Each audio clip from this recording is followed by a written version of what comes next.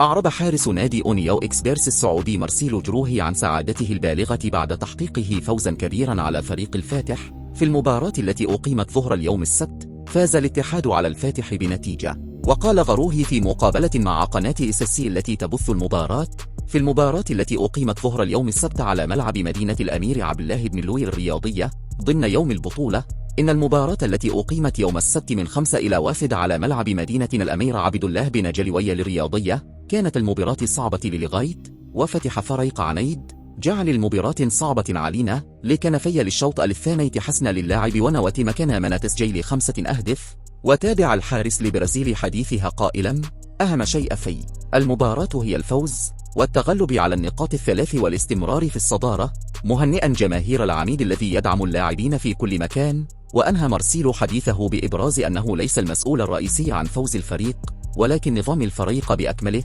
منذ بداية اللعبة، الخزاف للدفاع ثم الهجوم الذي له ميزة قهر الانتصارات والاستمرار في القيادة.